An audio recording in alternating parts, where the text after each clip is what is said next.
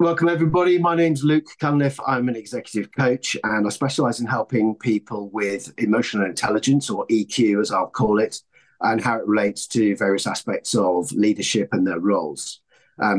Today, I'm very pleased we're talking to Simon Horton, who is the founder of Negotiation Mastery.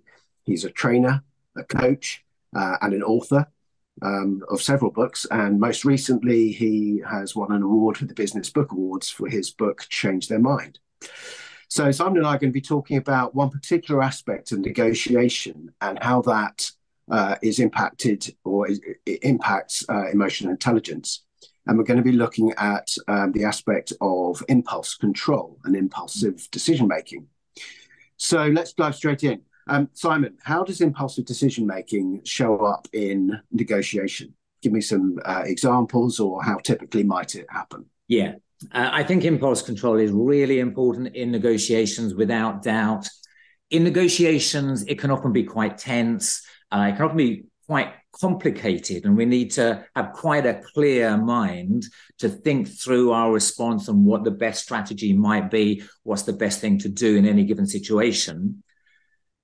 But if, for example, they say that thing that really winds us up, or whatever it might be, or they're dismissive or patronizing, or we get that sarcastic email that comes through and we go, how dare they say that to me? Don't they know who I am? Kind of thing.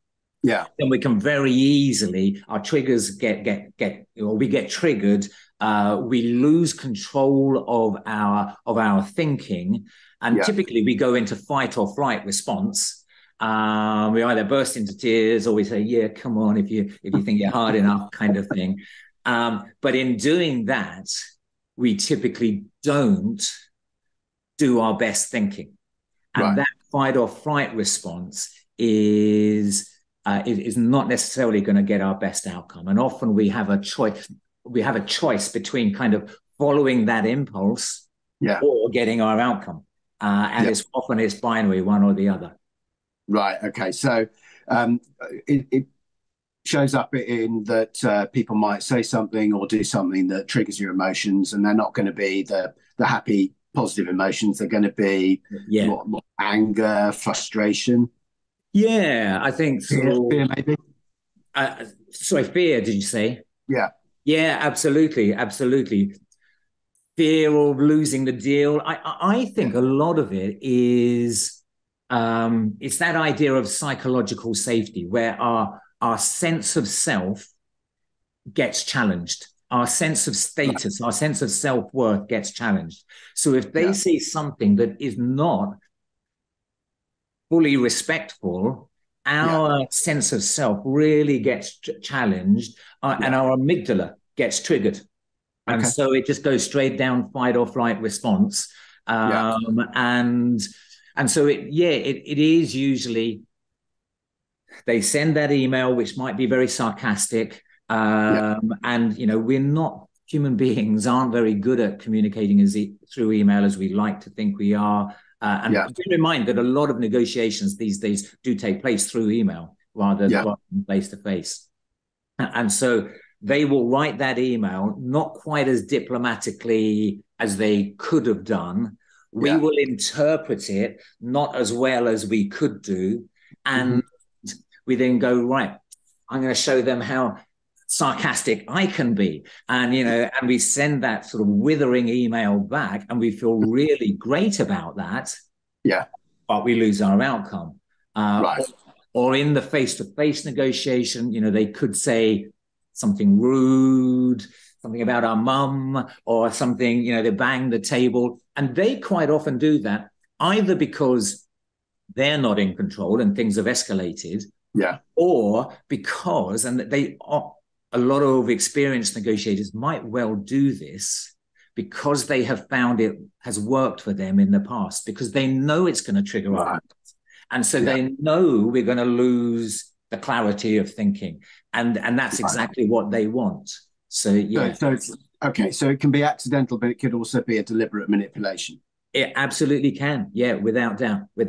Yeah. Right. Okay. So what you're saying is the impact of this could be that you lose a negotiation, you lose a deal, you get a worse deal, something like that.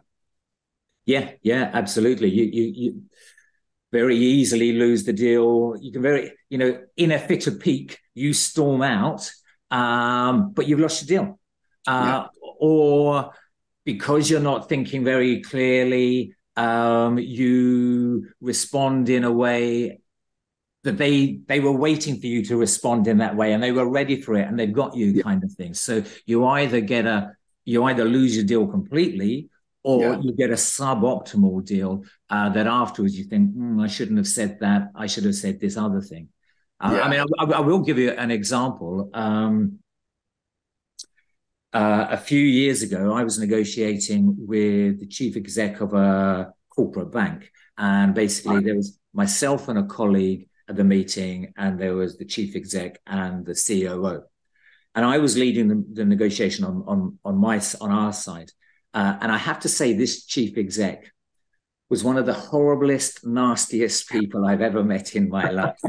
And interestingly, I've had independent, I'm not going to mention any names, obviously, but I have independent corroboration of this from completely different sources. right, And the conversation was going so badly that I was absolutely ready to storm out. And, right. and in my head, I was thinking, and before I do, I'm going to punch him, kind of thing, which would not have been a good negotiation strategy at all. Yeah, probably not. Probably not. But that's Yeah, how wound up I was, but by yeah, him. And if I'd done that, not only would I have lost the sale, but I'd also been sued, and he'd have put all of his best lawyers against me, and I'd have been done for GBH or something. So not the best outcome. But what actually happened is, I think I probably did notice this was going on, and I managed to control myself. And I just stepped back, and my colleague kind of leaned forward and took over on our side. And the right, same happened on their side. And the chief exec stepped back, and the COO kind of took over. And then right, those two people took it down a much better route. right. And then everybody else, me and the chief exec, were able to rejoin in a better place, kind of thing.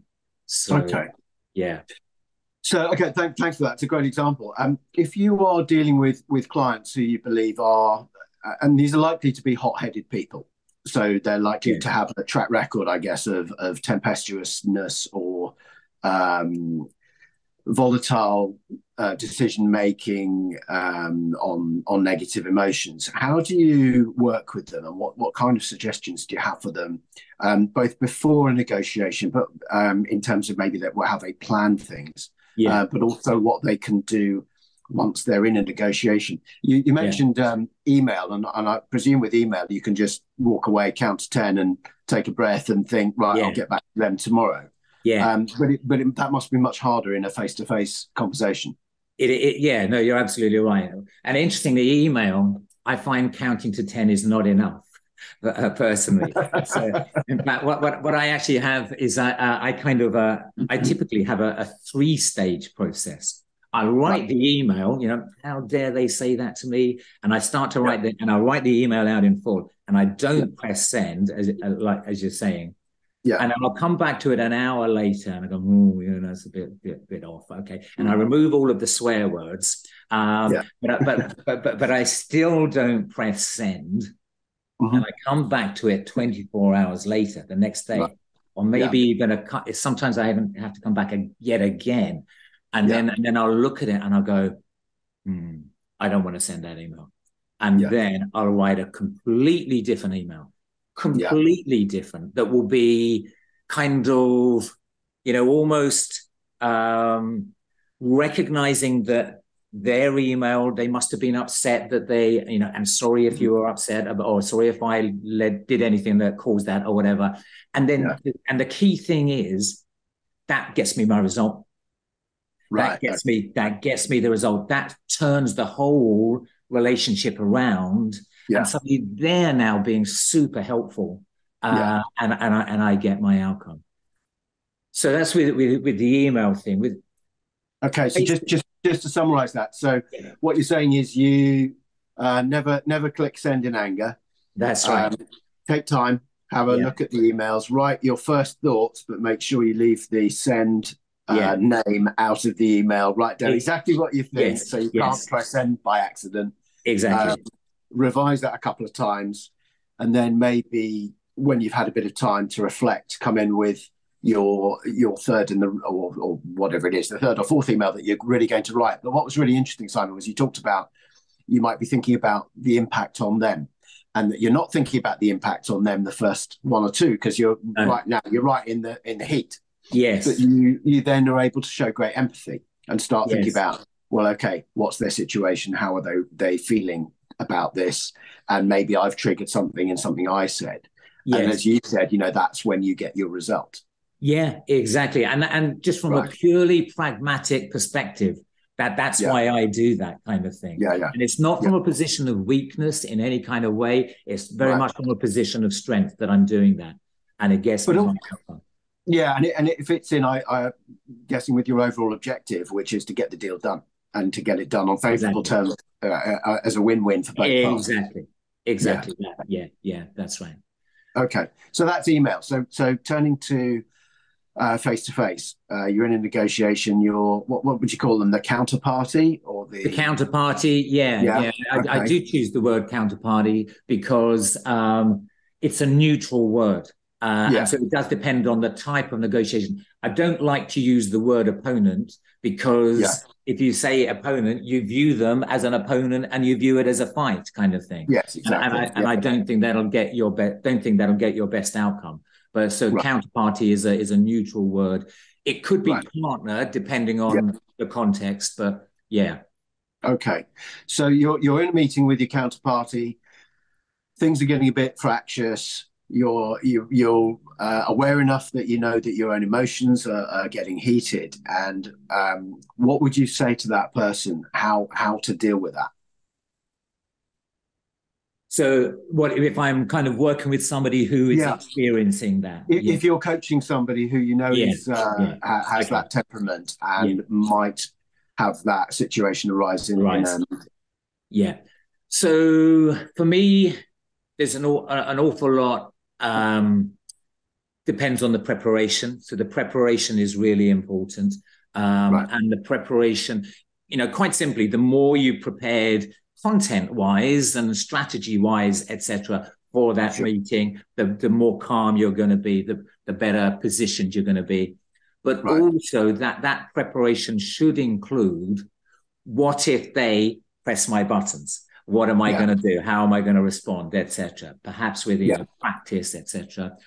Also, the preparation should include preparing your state, kind of getting into that best state of mind for it. So being calm and confident, or whatever it is you need to be in that meeting where you can respond in your best place. Then the preparation could also include setting up things like anchors. And I'm sure you know anchors, kind of that putting your finger to your thumb or whatever it might be, that is your calming anchor, that calming process. So that if it does happen in the moment, they do say that word, that every time they say that word, you can't help but explode. Rather than explode, you press the anchor. You do the anchor, or it could be, maybe it is an online meeting like this, in which case I encourage them to have a sheet of paper on the desk saying calm, peaceful waters or something. Think of your holiday or something, and it's that can keep them in the grounded place. There's also, you probably know this, the Timothy Galway stop process, which is a kind of a mental redirect, where instead of trigger automatic response, you trigger redirect to better response. And the redirect is stop, step back, think, organize, and then proceed down the better direction, kind of thing. Okay, that's really interesting. I haven't come across that. I read a lot of Tim Galway when I started coaching the inner game things. Yeah, exactly. No, that sounds very interesting. But it seems to be another version of the same process, which is you refrain from impulsively responding. Yeah. And what you do is you process, and you go through that really important processing piece in the middle where you acknowledge your emotion in the situation. You try to, I'm guessing you try to detach that emotion even Yeah. after you've acknowledged it, but then start to think through the issue, and then start to think about what your next position is going to be, or what your next comment is going to be. Yeah. Yeah. Yeah. Absolutely. Yeah. Yeah. Cool. Okay, so that's what you might do in terms of preparing people for a negotiation. You talked about anchors, and there are going to be people there who probably don't really know about anchors because they may Sure. not have done NLP, which I'm guessing you have done if you Yeah. know about it. And Yeah. people who have done NLP, which is neuro linguistic programming, they'll know that you have these anchors, and there are various different ways.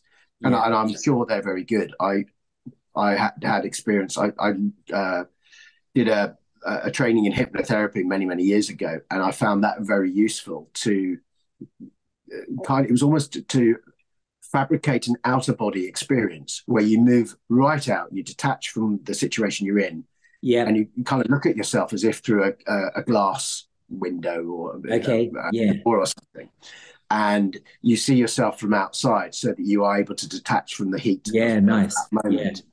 And to be able to do that within a negotiation, Yeah. whether it's an anchor where you, as you say, and the one you did, doing the fingers, I Yeah. recognize that one, and it Yeah. is very good. These things can help. Um, Absolutely. I think, and I'm guessing as well, the more tools in your toolbox, the better for situations like that. Yeah. And yeah, and your suggestion of, as you say, kind of mentally stepping outside yourself, so Yeah, that you, as you say, maybe you're looking at through the window and seeing the meeting going on, and you can say, there's Simon, and there's the counterparty. Oh, yeah, Simon looks really wound up. Okay, what does Simon need to do, kind of yeah, thing. yeah, And because you detached yourself from it, you've detached yourself from the emotion. okay, So you, exactly as you say, so that puts you in a more resourceful place to give advice to Simon, that when you go yeah, back into Simon, kind of thing, you're in a better place knowing what to do, kind of thing. Yeah. okay. So do you ever use any visualization techniques with people, getting them to imagine going into, part of this preparation, going into a negotiation, seeing themselves behaving in the way that they want to behave, Yeah. even under pressure, so Yeah. that when they come out the other side, they feel like they've given their best effort? Yeah, I do. I do. I think visualization techniques are really powerful, and you can do them in different ways, and you can imagine them. You can get them to imagine that meeting, and the meeting going really well, and it's all Mhm. smiles and all shaking hands, and brilliant, and they sign the $1 million deal or the $1 billion deal or whatever it is, and Yeah, everybody's happy. But as you say, you can also get them to visualize it going wrong yeah, and then recovering from that, yeah, and get them to visualize that person being the evil counterparty, yeah, that we all fear, kind of thing, and who bangs tables and does all kinds of tricks and everything. But everything they do, the person visualizes it fine. Do whatever you yeah, like, shout as much as you like, say whatever you like about my mum. I don't care. I'm still focused on the deal. I'm staying yeah, calm, kind of thing. yeah. Yeah. Brilliant. Okay. I remember once listening to Sally Gunnell do a motivational presentation about her gold medal when she won I think it was either 100 or 200-meter hurdles. Yeah. And she was talking about visioning and visualization. She said she had run the race thousands of times in her head before she ever did it in reality. Yeah. And she imagined everything that could go wrong and how she was going to put it right during the race, as Yeah. well as running the perfect race. Yeah. And I think in the end, she ran a pretty much flawless race. Sure. But just the fact that she had gone through all the different scenarios where things could go wrong, whether it was, knocking over a hurdle or tripping or something like that, had given her the confidence Yeah. to know that if something did go wrong, she wasn't going to panic. She didn't Yeah. have time. She was going Yeah. to be able She to knew do exactly what to a do. race. And I Yeah. think I do sometimes love the sporting analogies and how you can use them in business, because I think this is a really good example. If you do imagine, like you said, a negotiation where things are getting a bit hot under the collar or things are going wrong, having the resourcefulness to overcome some of the problems, maybe foresee some of them, Yeah. and to figure out in advance how you're going to respond, and then be able to that will give you more confidence for the actual meeting itself. Yeah, yeah, absolutely. It really does. And you're right about the sporting situation, because it isn't the thing with sports. It's exceedingly measurable. Yeah, She runs faster than the absolutely. other person, or she doesn't. Quite simply, the, Yeah, the football team scores more goals than the other team, or they don't. You jump yeah, higher than the other person, or you don't. It's very, very measurable. So in sports, they do bring in all of the things that work, and they don't do the things that don't work, because they can measure yeah, whether it works or not. And things like visualizations and these kinds of preparations are absolutely standard in sport, because yeah, they know it works. Yeah. yeah. Brilliant. Okay, Simon, that's brilliant. Thank you very much indeed for that. My pleasure. I think we've covered an awful lot there, Yeah. and hopefully we've given some people some ideas of things that they can do if impulsivity is a challenge for them, and what they can do to overcome that. Yeah. Great chatting with you, Luke. And yeah, I hope this helps people out there with their negotiations. Yeah, I'm sure it will. Great. Thanks very much indeed. Cheers.